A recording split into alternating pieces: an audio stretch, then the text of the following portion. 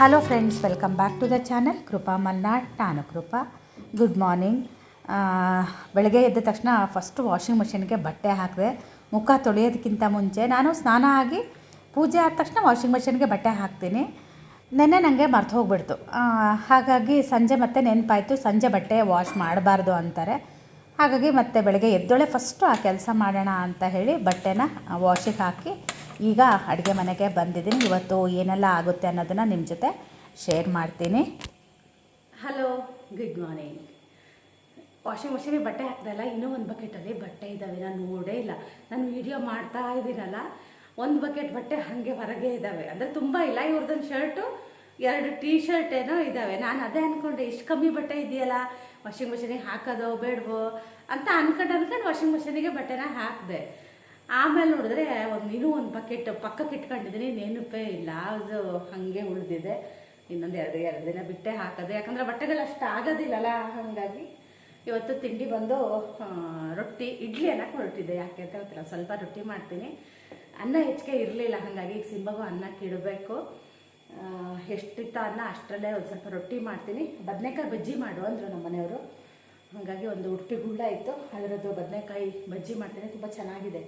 ಅಂದರೆ ಮತ್ತೇನು ಗೊತ್ತಾಯಿತು, ಬೇಗ ಬೆಂದು ಬಿಡುತ್ತೆ. ನನ್ನ ಕೈಯಲ್ಲಿ ಯಾಕೋ ಬದನೆಕಾಯಿ ಬಜ್ಜಿ ಅಷ್ಟು ರುಚಿ ಆಗಲ್ಲ ಅವಾಗಿನಷ್ಟು. ಯಾಕೋ ಏನೋ ಗೊತ್ತಿಲ್ಲ. ನಮ್ಮನೆಯವರು ಒಂದು ಸಲ ಮಾಡಿದಾಗ ಬೇಡ ಮಾಡೋದು ಬದನೆಕಾಯಿ ಚಟ್ನಿ ಥರ ಮಾಡ್ತಿಲ್ಲ, ಅದನ್ನು ಮಾಡು ಅಂದಿದ್ರು. ಹಂಗಾಗಿ ಇವತ್ತು ಚೆನ್ನಾಗಿ ಮಾಡಬೇಕು ಅಂತ ಅಂದ್ಕೊಂಡಿದ್ದೀನಿ. ತಲೆಗೆ ಎಣ್ಣೆ ಹಚ್ಕೊಂಡಿಲ್ಲ, ಏನಿಲ್ಲ, ಒಂಥರ ಎಣ್ಣೆ ಅನ್ನಿಸ್ತಾ ಇದೆ ಇವತ್ತು. ಅದಕ್ಕೆ ತಲೆಗೆ ಚೆಂದ ಎಣ್ಣೆ ಹಚ್ಕೊಂಡು ಚೆನ್ನಾಗಿ ತಲೆ ಸ್ನಾನ ಮಾಡೋಣ ಅಂತ ಹೇಳಿ ಕೆಲಸ ಎಲ್ಲ, ಅಂದರೆ ಹೊರಗಡೆ ಕೆಲಸ ಎಲ್ಲ ಆಯಿತು. ಪಾತ್ರೆ ತೆಗೆದಿಡ್ತಾ ಇದ್ದೆ. ಅವರು ಹೊರಟ್ರ. ನಾನು ಆಮೇಲೆ ಅಲ್ಲಿ ಬಿಡೋ ಮಾಡಲಿಲ್ಲ. ಅವ್ರು ಹೊರಡ್ಬೇಕಿದ್ರೆ ಟೀ ಮಾಡಿಕೊಟ್ಟೆ. ಟೀ ಕುಡಿದು ಅವರು ಹೊರಟರು. ನೀರು ಕುಡಿದೆ. ಇದು ಜೀರಿಗೆ ನೀರು ಮಾಡಿಟ್ಕೊಂಡಿದ್ದೀನಿ, ಇದನ್ನು ಕುಡಿಬೇಕು. ಈಗ ಬಿಸಿ ಇದೆ ಅಂತ ಇಟ್ಟೋದೆ, ಸ್ವಲ್ಪ ತಣ್ಣಗಾಗ್ಬಿಟ್ಟಿದೆ. ಇದು ಬಿಸಿ ಬಿಸಿ ಇರ್ತಾನೆ ಕುಡಿದ್ರೆ ತುಂಬ ಒಳ್ಳೆಯದು. ಇದನ್ನು 2 ಹೊತ್ತು ಕುಡಿಬೇಕು. ನನಗೆ ರಾತ್ರಿ ಹೊತ್ತು ಗ್ಯಾಸ್ಟ್ರಿಕ್ ಆಗೋಕ್ಕೆ ಶುರುವಾಗುತ್ತೆ. ಈಗ ಒಂದೆರಡು ಸಲ ಆಗಿತ್ತು, ನಾನು ಹೇಳಲಿಲ್ಲ ವಿಡಿಯೋದಲ್ಲಿ. ಹಾಗಾಗಿ ಇದನ್ನು ಕುಡಿದ್ರೆ ಆಗೋದಿಲ್ಲ ಅಂತ ಹೇಳಿದ್ದಾರೆ. ಹಾಗಾಗಿ ರಾತ್ರಿನೂ ಕುಡಿತಾ ಇದ್ದೀನಿ. ಬೆಳಗ್ಗೆ ಎದ್ದಳು ಒಂದು ಫಸ್ಟ್ ನೀರು ಕುಡ್ಕೊಂಡು ಆಮೇಲೆ ಇದನ್ನು ಕುಡಿತೀನಿ. ಆಮೇಲೆ ಆಗಿಲ್ಲ, ನನಗೇನು ಯಾವಾಗಲೂ ಆಗೋದು ಇಲ್ಲ. ಏನೋ ಒಂದು ಫುಡ್ಡಲ್ಲಿ ನಂಗೆ ಆಗುತ್ತೆ. ಅದು ಯಾವ ಫುಡ್ಡು ಅಂತ ನಂಗೆ ಕಂಡು ಹಿಡ್ಕೊಳಕ್ಕೆ ಆಗಲಿಲ್ಲ. ಆ ಥರ ಏನು ನಾನು ತಿಂದಿರಲ್ಲ. ಮಾಮೂಲಿ ಏನು ತಿಂದಿರ್ತೀನೋ ಅದನ್ನೇ ತಿಂತೀವಿ. ಸಂಜೆ ನಾನೇನು ಹೊರಗಡೆನೂ ಹೋಗಲ್ಲ, ನಿಮಗೆ ಗೊತ್ತಿರೋ ಹಾಗೆ. ಪಾನಿಪುರಿ ತಿಂತೀನೋ ಅಥವಾ ಬೇರೆ ಏನಾದ್ರು ತಿಂದು ಆಗುತ್ತೆ ಅಂದರೆ ಏನಿಲ್ಲ, ಮನೇಲಿ ಏನು ಮಾಡಿರ್ತೀನೋ ಅದೇನೆ. ನನಗೆ ಪಾನಿಪುರಿ ಅಷ್ಟು ಇಷ್ಟನೂ ಆಗೋದಿಲ್ಲ ತಿನ್ನೋಕ್ಕೆ. ಶ್ರೇಯು ಅವ್ರು ಯಾರಾದರೂ ಬಂದರೆ ಅವರೇ ಹೋಗಿ ತಿನ್ಕೊಬರ್ತಾರೆ, ನಾನು ಕರೀತಾರೆ, ನಾವು ಹೋಗೋದು ಇಲ್ಲ. ನಂಗೆ ಇಷ್ಟನೂ ಆಗೋದಿಲ್ಲ. ತುಂಬ ದಿನ ಆಯಿತು ಕೂಡ ತಿಂದೇನೆ. ಈಗ ಅನಿಸ್ತಾ ಇದೆ ಒಂದಿನ ಹೋಗಿ ತಿನ್ಕೊಬರ್ಬೇಕು ಅಂತ. ಅದು ಗ್ಯಾಸ್ಟ್ರಿಕ್ಕಿಗೆ ಹೆದರಿ ಸುಮ್ಮನಾಗ್ತಾ ಇದ್ದೀನಿ. ಅವತ್ತು ಚಿಲ್ಲಿ ಶ್ರೇಯು ಇದ್ದಾಗ ಹೋಗಿ ಪಿಜ್ಜಾ ಎಲ್ಲ ತಿನ್ಕೊಬಂದರು, ಕರೆದ್ರು. ನಾನು ಹೋಗಲೇ ಇಲ್ಲ, ಬೇಡ ನನಗೆ ಅಂತ ಹೇಳಿದೆ ನಾನು. ಅವರೇ ಹೇಳಿದ್ರು ಹೋಗಿ ತಿನ್ಕೊಂಡು ಬಂದಿದ್ದರು ಅಷ್ಟೇ, ಮತ್ತೇನಿಲ್ಲ. ಒಂದೊಂದ್ಸಲ ಏನೋ ಮಾತಾಡಬೇಕು ಅನ್ಕೊಂತೀನಿ. ಕಂಟೆಂಟು ತಲೆಗೆ ಹೊಳಿಯೋದೇ ಇಲ್ಲ, ಅಂದರೆ ಆಗಿಬಿಡುತ್ತೆ. ಒಂದಷ್ಟು ಪಾತ್ರೆಗಳಿದ್ದಾವೆ, ಅದಷ್ಟು ತೆಗೆದಿಟ್ಟು ಸಿಂಬ ಒಳಗೆ ಬಂದು ಮಲಗಿದ್ದಾನೆ. ಎಷ್ಟು ಕರಿತಾ ಇದ್ದೀನಿ, ಹೊರಗಡೆ ಬಾಗಿಲು ತೆಗಿತೀನಿ, ಬಾ ಬಿಡ್ತೀನಿ ಅಂದರೂ ಏನಂದ್ರೂ ಹೊರಗಡೆ ಹೋಗ್ತಾ ಇಲ್ಲ. ಒಳಗೆ ಬಂದು ಮಲಗಿದ್ದಾನೆ. ನಾನು ಹೊಸ ಹತ್ರ ರಂಗೋಲಿ ಹಾಕ್ತಾ ಇದ್ದೆ, ಮ್ಯಾಟ್ ಮೇಲೆ ಮಲಗಿದ್ದ, ಒಳಗಡೆ ಮ್ಯಾಟ್ ಮೇಲೆ. ಏನಂದರೂ ಹೊರಗಡೆ ಹೋಗು ಅಂದರೆ ಅವ್ನು ಹೋಗ್ತಾ ಇಲ್ಲ. ಬಿಸ್ಕೆಟ್ ತೋರಿಸಿ ಹೊರಗೆ ಹಾಕಬೇಕು, ಇರಲಿ ಅಂತ ಸುಮ್ಮನಾದೆ ನಾನು. ಒಂದು 5 ನಿಮಿಷ ಇರಲಿ ಅವನು ಒಳಗೆ ಅಂತ. ಅವನಿಗೂ ಪಾಪ ನನ್ನ ಜೊತೆಗಿರಬೇಕು ಅನ್ಸುತ್ತಲ್ವಾ. ನಾನು ಇನ್ನೇನಾದ್ರು ಹಿಂಗೆ ಮಾತಾಡ್ತಾ ಇದ್ರೆ ಬಂದು ಇಲ್ಲಿ ಮಲಗ್ತಾನೆ. ಬರೋದಿಲ್ಲ ಪಾಪ. ಈಗ ತುಂಬ ಕಮ್ಮಿ ಮಾಡಿದ್ದಾನೆ. ನಾವು ಒಳಗೆ ಬಿಟ್ಕೊಳ್ಳೋದು ಇಲ್ಲ. ಅವನು ಕೂದಲಿಂದ ನನಗೆ ಒಂಥರ ತುಂಬ ಕೂದಲು ಉದುರ್ತಾ ಇತ್ತಲ್ವ, ಇವಾಗೆಲ್ಲ ಕಮ್ಮಿ ಆಗಿದೆ. ಅದೇನೋ ಶಾಂಪು ಎಲ್ಲ ಕೊಟ್ಟಿದ್ರು, ಕಮ್ಮಿ ಆಗಿದೆ. ಸ್ನಾನ ಮಾತ್ರ ನಾವು ಮಾಡಿಸ್ತಾ ಇಲ್ಲ ಅಷ್ಟೇ. ಚಿನ್ನಿ ಬರಬೇಕು, ಸ್ನಾನ ಆಗಬೇಕು. ಇಲ್ಲ ಎಲ್ಲಾದರೂ ತುಂಬ ಗಲೀಜು ಮಾಡ್ಕೊಬಂದಾಗ ನಮ್ಮ ಮನೆಯವರು ಒಂದೊಂದಿನ ಮಾಡಿಸ್ತಾರೆ, ನಾನಂತೂ ಮಾಡ್ಸೋಕ್ಕೆ ಹೋಗೋದಿಲ್ಲ ಅಷ್ಟೇ. ಬದನೆಕಾಯಿ ನೋಡಿ ಎಷ್ಟು ಬೇಗ ಬೆಂದೇ ಹೋಯಿತು. ಅನ್ನನೂ ಆಗಿದೆ. ಕುಕ್ಕರಲ್ಲಿ ಒಂದು ವಿಜಲ್ ಹೊಡಿಸಿದ್ದೀನಿ. ಕೊಬ್ಬರಿ ಎಣ್ಣೆ ಗಟ್ಟಿಯಾಗುತ್ತೆ, ಅದಕ್ಕೆ ಇಲ್ಲೇ ಇಟ್ಟಿದ್ದೀನಿ. ಈಗ ಮಳೆಗಾಲದಲ್ಲಿ ಹಂಗೆ ಅಲ್ಲ, ಕೊಬ್ಬರಿ ಎಣ್ಣೆ ಗಟ್ಟಿಯಾಗುತ್ತೆ. ಸೋರ್ತಾ ಇದೆ ಅದು. ತಲೆ ಯಾಕೆ ಹಂಗೆ ಎಣ್ಣೆ ಆಗಿದೆಯೋ ಗೊತ್ತಿಲ್ಲ. ಚೆನ್ನಾಗಿ ತಲೆ ಎಣ್ಣೆ ಹಚ್ಕೊಂಡು ತಲೆ ಸ್ನಾನ ಮಾಡಬೇಕು ಇವತ್ತು. ಒಂದಷ್ಟು ಪಾತ್ರೆಗಳಿದ್ದಾವೆ, ಇಷ್ಟು ತೆಗೆದು ಇಟ್ಕೊಂಡು, ಪಾತ್ರೆನೂ ಒಂದಷ್ಟು ತೊಳೆಯೋದಿದ್ದಾವೆ, ಅವನು ತೊಳ್ಕೊಂಡು ಆಮೇಲೆ ಸಿಗ್ತೀನಿ. ಎಲ್ಲಿಗೆ ಹೋಗ್ಬೇಕು? ಟೂರ್ ಹೋಗ್ಬೇಕಾ?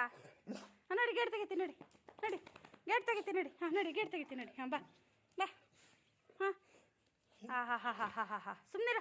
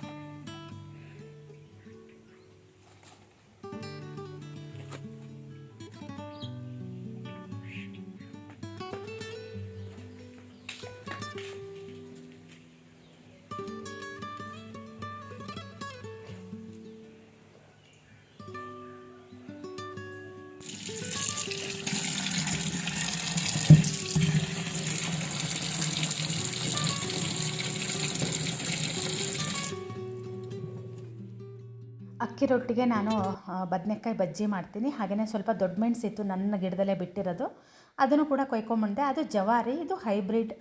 ಜವಾರಿ ತುಂಬ ಖಾರ ಇರುತ್ತೆ, ರುಚಿ ಚೆನ್ನಾಗಿರುತ್ತೆ. ಈ ಹೈಬ್ರಿಡ್ ಏನು ಗೊತ್ತಾ, ಖಾರ ಕಡಿಮೆ ಇರುತ್ತೆ, ರುಚಿ ಕೂಡ ಕಡಿಮೆ ಇರುತ್ತೆ, ಒಂಥರ ಕಹಿ ಕಹಿ ಇರುತ್ತೆ. ಇದಕ್ಕೆ ನಾವು ಸ್ವಲ್ಪ ಖಾರ ಮಿಕ್ಸ್ ಮಾಡಬೇಕಾಗುತ್ತೆ. ಅದೇ ನಾನು ಬೆಳೆದಿರೋದ್ರಲ್ಲಿ ಖಾರ ಅಂದರೆ ತುಂಬ ಇದ್ದರೆ ಖಾರ ಏನು ಮಿಕ್ಸ್ ಮಾಡೋ ಅವಶ್ಯಕತೆ ಇರಲ್ಲ, ಸ್ವಲ್ಪ ಖಾರ ಇರುತ್ತೆ. ನನಗೆ ತುಂಬ ಇಷ್ಟ ಆಗುತ್ತೆ ಆ ಮೆಣಸು. ಒಟ್ಟು ನಂಗೆ ದೊಡ್ಡ ಮೆಣಸು ಅಂದರೆ ಇಷ್ಟ ಆಗುತ್ತೆ. ಅದೇ ಕ್ಯಾಪ್ಸಿಕಮ್ ಇಷ್ಟ ಆಗಲ್ಲ. ಇದ್ರದ್ದು ಸ್ವಲ್ಪ ಪಲ್ಯ ಮಾಡೋಣ ಅಂತ ಅವತ್ತು ತಂದಿದ್ದು ಕೂಡ ಒಂದು ಸ್ವಲ್ಪ ಇತ್ತು, ಅದರಲ್ಲಿ ಸುಮಾರೆಲ್ಲ ಹಾಳಾಗಿಬಿಟ್ಟಿತ್ತು. ಇದನ್ನು ಸೇರಿಸಿ ಇವತ್ತು ದೊಡ್ಡ ಮೆಣಸಿನ್ಕಾಯಿ ಪಲ್ಯ ಮಾಡ್ತಾಯಿದ್ದೀನಿ. ತುಂಬ ಚೆನ್ನಾಗಾಗುತ್ತೆ, ನನಗೆ ತುಂಬ ಇಷ್ಟ ಆಗುತ್ತೆ. ಹಾಗೆ ನಿಮಗೆ ಅದ್ರ ರೆಸಿಪಿ ಕೂಡ ಶೇರ್ ಮಾಡ್ತೀನಿ. ನನಗೆ ಇಷ್ಟ ಅಂತ ತರಕಾರಿಗಳಲ್ಲಿ ನನಗೆ ಇದು ಸ್ವಲ್ಪ ಇಷ್ಟ ಆಗುತ್ತೆ ರೊಟ್ಟಿಗೆ. ಹಾಗಾಗಿ ನಮ್ಮನೆಯವ್ರು ಎಲ್ಲೇ ಕಂಡ್ರೂ ಇದನ್ನು ಬಿಡೋದಿಲ್ಲ, ಅವ್ರು ತಗೊಬಂದುಬಿಡ್ತಾರೆ ನಂಗೆ ಇಷ್ಟ ಅಂತ ಹೇಳಿ. ನಾನು ಇದರಲ್ಲಿ ಒಂದು 2 ಥರದ ಪಲ್ಯ ಮಾಡ್ತೀನಿ. ಬರೀ ಪುಡಿ ಹಾಕಿನೂ ಮಾಡ್ತೀನಿ, ಆನಂತರ ಖಾರ ಎಲ್ಲ ರುಬ್ಬಿ ಹಾಕಿ ಕೂಡ ಮಾಡ್ತೀನಿ. ನೋಡೋಣ ಇವತ್ತು ಹೆಂಗೆ ಮಾಡ್ತೀನಿ ಅದನ್ನು ನಿಮ್ಮ ಜೊತೆ ಹಾಗೆ ಶೇರ್ ಮಾಡ್ತೀನಿ. ಈ ಮಾತನ್ನು ನೀವು ನೆನಪಲ್ಲಿಟ್ಕೊಳ್ಳಿ. ನೀವೇನಾದರೂ ಅಳ್ತಾ ಇದ್ದೀರಾ ಅಂದರೆ ಜಗತ್ತು ನಿಮ್ಮನ್ನು ಇನ್ನಷ್ಟು ಅಳಿಸೋದಕ್ಕೆ ಟ್ರೈ ಮಾಡುತ್ತೆ. ನಿಮ್ಮನ್ನು ಸಮಾಧಾನ ಮಾಡೋದಕ್ಕೆ ಯಾರೂ ಬರೋದಿಲ್ಲ. ಯಾಕೆ ಅಂದರೆ ಇತ್ತೀಚಿನ ಜಗತ್ತಿನಲ್ಲಿ ಒಳ್ಳೆಯ ಜನಗಳು ಇರೋದೇ ಕಮ್ಮಿ ಆಗಿಬಿಟ್ಟಿದ್ದಾರೆ. ಸೊ ಎಷ್ಟು ನಾವು ಒಳ್ಳೆಯ ಜನಗಳ ಜೊತೆ ಅಥವಾ ಮಧ್ಯ ಇರ್ತೀವೋ ಅಷ್ಟು ನೆಮ್ಮದಿಯಾಗಿರ್ತೀವಿ. ಕೆಟ್ಟ ಜನರ ಮಧ್ಯೆ ಇದ್ದರೆ ಗೊತ್ತಲ್ವಾ, ನಾನು ಹೇಳೋದೇ ಬೇಡ ಅದು ಏನಾಗುತ್ತೆ ಅನ್ನೋದು. ಇದನ್ನು ತಿಳ್ಕೊಂಡ್ರೆ ಜೀವನ ತುಂಬ ಈಸಿಯಾಗಿ ಹೋಗುತ್ತೆ. ಹಾಗಾಗಿನೇ ಬೆರಳೆಣಿಕೆಯಷ್ಟು ಜನರು ಮಾತ್ರ ನಮ್ಮ ಜೀವನದಲ್ಲಿ ಸಿಗ್ತಾರೆ. ಅವ್ರ ಜೊತೆಗೆ ಮಾತ್ರ ಗೊತ್ತಾಗುತ್ತಲ್ವ ನಮಗೆ. ಈಗ ಯಾರಾದರೂ ನಮ್ಮ ಜೊತೆ ಚೆನ್ನಾಗಿದ್ದಾರೆ ಅಂದರೆ ಆ ಪಾಸಿಟಿವ್ ವೈಬ್ಸು ನಮಗೆ ಖಂಡಿತ ಗೊತ್ತಾಗುತ್ತೆ, ನೆಗೆಟಿವ್ ವೈಬ್ಸು ಕೂಡ ಗೊತ್ತಾಗುತ್ತೆ. ಹಾಗಾಗಿ ಆದಷ್ಟು ನಮಗೆ ಇಷ್ಟ ಆಗೋಂಥವ್ರು, ನಮಗೆ ಒಳ್ಳೆಯದನ್ನು ಬಯಸೋರು, ನಮ್ಮ ಸುತ್ತಮುತ್ತ ಒಳ್ಳೆಯ ಜನ, ಅವರ ಜೊತೆ ನಾವು ಇದ್ದರೆ ನಾವು ಕೂಡ ಮನಸ್ಸಿಗೆ ನೆಮ್ಮದಿಯಾಗಿ ಚೆನ್ನಾಗಿರ್ತೀವಿ. ನಮಗಿಷ್ಟ ಆಗದಿರೋರ್ಗಿಂತ ಸ್ವಲ್ಪ ದೂರ ಇದ್ದರೆ ನಾವು ಕೂಡ ನೆಮ್ಮದಿಯಾಗಿರಬಹುದು. ಏನೋ ಸಣ್ಣದ್ದು ನನಗೆ ಅನಿಸಿರೋದನ್ನು ನಾನು ಈ ವ್ಲಾಗಲ್ಲಿ ಹಾಗೆ ಶೇರ್ ಮಾಡಿದ್ದೀನಿ. ಹಾಗೆಯೇ ನಿಮಗೆಲ್ಲ ಏನು ಅನ್ನಿಸ್ತು ಅನ್ನೋದನ್ನು ಕೂಡ ನಿಮಗೂ ಏನಾದರೂ ಅನಿಸಿದ್ರೆ ನನಗೂ ಕೂಡ ಅದನ್ನು ಶೇರ್ ಮಾಡಿ. ಯಾಕಂದರೆ ತುಂಬ ಜನ ನಾನು ಏನಾದರೂ ಒಂದು ಶೇರ್ ಮಾಡಿದಾಗ ತುಂಬ ಒಳ್ಳೊಳ್ಳೆ ಕಮೆಂಟ್ಗಳ ಹಾಕ್ತಾರೆ. ಅವಾಗ ನನಗೂ ಕೂಡ ಏನಾದರೂ ತಿದ್ಕೊಳ್ಳೋದಕ್ಕೆ, ಏನಾದರೂ ಹೇಳೋದಕ್ಕೆ, ಏನಾದರೂ ಕಲಿಯೋದಕ್ಕೆ ಕೂಡ ತುಂಬಾ ಹೆಲ್ಪ್ ಆಗುತ್ತೆ. ಹಾಗೆಯೇ ಪಲ್ಯದ ರೆಸಿಪಿ ಶೇರ್ ಮಾಡ್ತೀನಿ ಅಂದೆಲ್ಲ, ಬನ್ನಿ ಅದನ್ನು ಹಾಗೆ ಹೇಳ್ತೀನಿ. ಆ ಕಡೆ ಪಲ್ಯ ಆಗ್ತಾಯಿದೆ, ಈ ಕಡೆ ನನ್ನ ಟೀ ಎನರ್ಜಿ ಡ್ರಿಂಕ್ ಕೂಡ ರೆಡಿ ಆಗ್ತಾಯಿದೆ. ನಾನು ಪಲ್ಯಕ್ಕೆ ಏನಿಲ್ಲ, ಜಸ್ಟು ಬೆಳ್ಳುಳ್ಳಿ ಹಾಗೆ ಸಾಸಿವೆ, ಕರಿಬೇವು, ಎಣ್ಣೆ ಹಾಕಿ ಚೆನ್ನಾಗಿ ಈರುಳ್ಳಿ ಹಾಕಿ ಫ್ರೈ ಮಾಡಿದೆ. ಆನಂತರ ಹೆಚ್ಚಿರೋ ದೊಡ್ಡ ಮೆಣಸಿನ್ಕಾಯಿ ಹಾಕಿದ್ದೀನಿ. ಇದು ಖಾರ ಇಲ್ಲದೆ ಇರೋದ್ರಿಂದ ಹೆಚ್ಚಿ ಹಾಗೆ ಮೇಲ್ಗಡೆ ಇದು ಬೀಜನ ತೆಗೆದುಬಿಟ್ಟು ಹಾಕಿದ್ದೀನಿ ಅಷ್ಟೇ.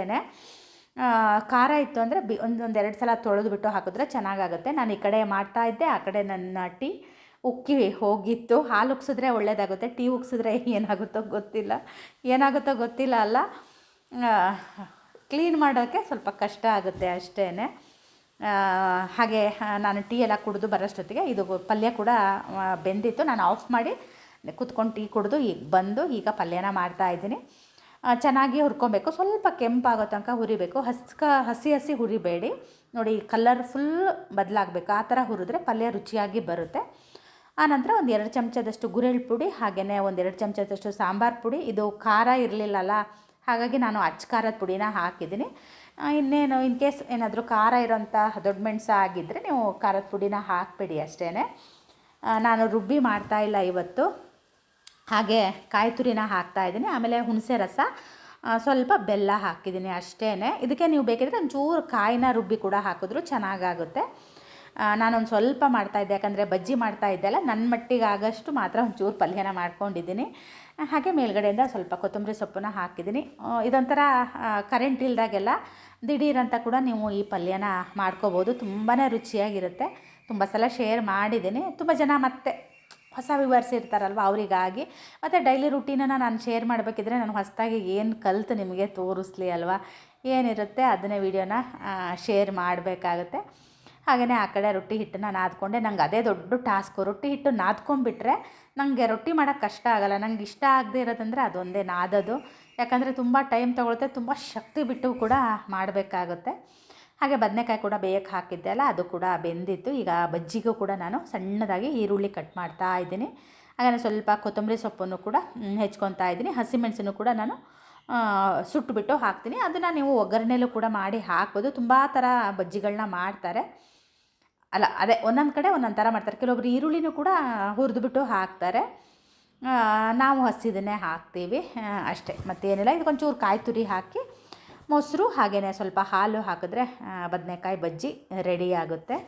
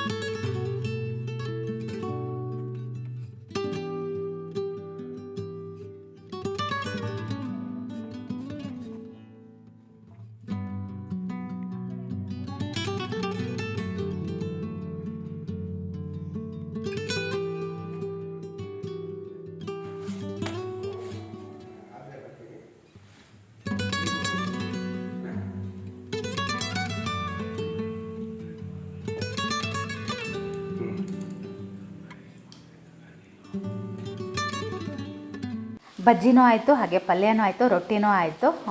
ನಮ್ಮನೆಯವ್ರು ಯಾಕೋ ಕಾಫಿ ಕುಡಿಬೇಕು ಅಂತ ಅಂದರು, ಹಾಗಾಗಿ ಒಂದು ಸ್ವಲ್ಪ ಕಾಫಿ ಮಾಡಿ ಕೊಟ್ಟೆ. ಹಾಗೆಯೇ ಸ್ವಲ್ಪ ದಿನಸಿ ತೊಗೊಬಂದಿದ್ರು, ಅವರೇ ಬರಬೇಕಿದ್ರೆ ಅದನ್ನೆಲ್ಲದನ್ನು ನಾನೀಗ ಹಾಕ್ತಾಯಿದ್ದೀನಿ. ಗೋಧಿ ಹಿಟ್ಟನ್ನು ನಾನು ಖಾಲಿ ಮಾಡಿ ಬಾಕ್ಸನ್ನು ನೆನ್ನೆನೇ ತೊಳೆದು ಇಟ್ಟಿದ್ದೆ, ಅದನ್ನು ಕೂಡ ಈಗ ಹಾಕ್ತಾಯಿದ್ದೀನಿ. ಖಾಲಿ ಆದ ತಕ್ಷಣ ಬಾಕ್ಸ್ಗಳನ್ನ ತೊಳೆದು ಹಾಕಿಬಿಟ್ರೆ ಕ್ಲೀನಾಗಿರುತ್ತೆ. ಗಾಜಿನ ಬಾಟ್ಲುಗಳದ್ದು ಒಂದು ಏನಂದರೆ ಸ್ಟೀಲ್ ಬಾಕ್ಸ್ಗಳು ತೊಳೆದಂಗೂ ಅದು ಶೈನಿಂಗ್ ಎಲ್ಲ ಹೋಗಿಬಿಡುತ್ತೆ. ಅದಕ್ಕೆ ನಾನು ಏನು ಮಾಡ್ತೀನಿ ಅಂದರೆ ತುಂಬ ತಿಕ್ಕಿ ಎಲ್ಲ ತೊಳೆಯೋಕ್ಕೆ ಹೋಗೋದಿಲ್ಲ, ತುಂಬ ಗಲೀಜೇನು ಆಗಿರಲ್ಲ ಅದು. ಈಗ ಬಾಕ್ಸು ಮಾಡಿಸಿದ್ಮೇಲೆ ಮತ್ತು ನಾನು ಎತ್ತಿ ಇಳಿಸಿ ಮಾಡಿದಾಗ ಒಂದು ಸಲ ಒರೆಸ್ಕೊಂಡ್ಬಿಡ್ತೀನಿ, ಹಾಗಾಗಿ ತುಂಬ ಗಲೀಜಾಗಿರಲ್ಲ. ಗಾಜಿನ ಬಾಟ್ಲುಗಳು ತೊಳೆದ ತಕ್ಷಣ ಹೊಸದು ಥರ ಅನಿಸುತ್ತೆ, ಹಾಗಾಗಿ ನನಗೆ ಸ್ವಲ್ಪ ಗಾಜಿನ ಬಾಟ್ಲುಗಳು ಇಷ್ಟ ಆಗುತ್ತೆ. ಆದರೆ ಮೇಂಟೈನ್ ಮಾಡೋದು ಸ್ವಲ್ಪ ಕಷ್ಟ ಆಗುತ್ತೆ.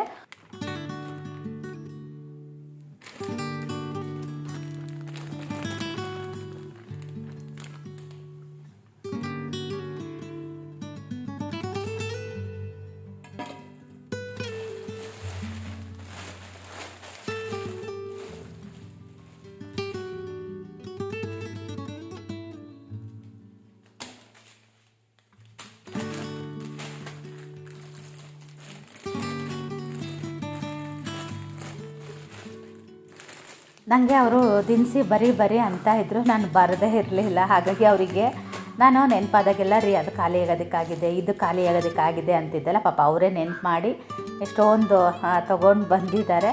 ಮತ್ತು ಇದೆಲ್ಲದನ್ನು ತೆಗೆದು ಬಾಕ್ಸಿಗೆ ಇಡೋಕ್ಕಾಗಲ್ಲ. ಹಾಗಾಗಿ ಯಾವ್ಯಾವುದು ಖಾಲಿ ಆಗ್ತಾ ಬಂದಿದೆಯೋ ಅದೆಲ್ಲದನ್ನು ನಾನು ಒಂದೊಂದು ಸಲ ಹಾಕಿಬಿಡೋಣ ಅಂತ ಹಾಕ್ತಾಯಿದ್ದೀನಿ.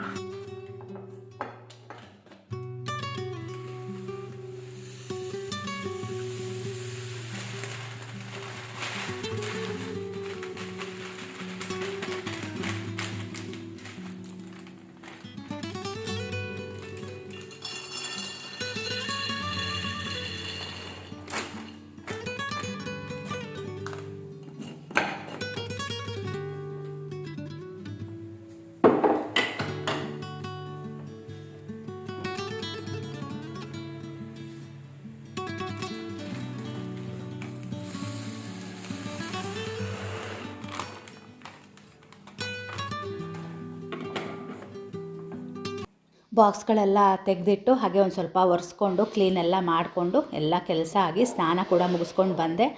ತಲೆಗೆ ಸ್ವಲ್ಪ ಬಿಸಿ ಬಿಸಿ ಎಣ್ಣೆ ಹಾಕ್ಕೊಂಡು ತಲೆ ಸ್ನಾನ ಮಾಡಿದೆ. ನೆನ್ನೆದೇ ಸ್ವಲ್ಪ ದಾಲ್ ಉಳಿದಿತ್ತು, ಹಾಗಾಗಿ ಅದಕ್ಕೇ ನಾನು ಒಂದು ಸ್ವಲ್ಪ ಮಜ್ಜಿಗೆ ಮೆಣಸು ಕರ್ಕೊತಾ ಇದ್ದೀನಿ.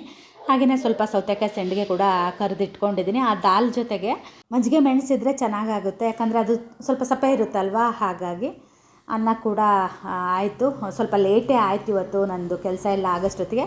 ಒಂದು 5-6 ಹಲಸಿನ ಬೀಜ ಇತ್ತು, ಅದನ್ನು ಉಪ್ಪು ಹಾಕಿ ಬೇಯಿಸಿ ಇಟ್ಕೊಂಡಿದ್ದೀನಿ. ಸಂಜೆ ತಿನ್ನೋದಕ್ಕಾಗುತ್ತೆ, ಇಲ್ಲ ಊಟದ ಜೊತೆಗೆ ಕೂಡ ಇದನ್ನು ತಿನ್ಬೋದು. ನಾನು ಹಲಸಿನ ಬೀಜದ್ದು ಮಜ್ಜಿಗೆ ಸಾರು ಮಾಡೋಣ ಅಂತ ಅಂದ್ಕೊಂಡಿದ್ದೆ. ಆಮೇಲೆ ದಾಲ್ ಇತ್ತಲ್ವ, ಮತ್ತು ಅದನ್ನು ಮಾಡಿ ಇದನ್ನು ಮಾಡಿದ್ರೆ ಎರಡರಲ್ಲಿ ಯಾವ್ದಾದ್ರು ಒಂದು ಉಳಿದು ಬಿಡುತ್ತೆ. ಹಾಗಾಗಿ ಬೇಯಿಸ್ಕೊಂಡು ಅದನ್ನು ಹಾಗೆ ತಿನ್ಬೋದು ಅಂತ ನಾನು ಊಟದ ಜೊತೆಗೆ ಒಂದು ಸ್ವಲ್ಪ ತಿನ್ನೋಣ ಅಂತ ಇಟ್ಕೊಂಡಿದ್ದೀನಿ. ಉಳಿದಿರೋದನ್ನು ಸಂಜೆ ಹಾಗೆ ತಿಂತೀನಿ. ಉಪ್ಪು ಹಾಕಿ ಬೇಯಿಸಿದಾಗ ತುಂಬ ಚೆನ್ನಾಗಿರುತ್ತೆ. ಹಾಗೆಯೇ ಇವತ್ತಿನ ವ್ಲಾಗ್ನ ಕೂಡ ನಾನು ಇಲ್ಲಿಗೆ ಮುಗಿಸ್ತೀನಿ.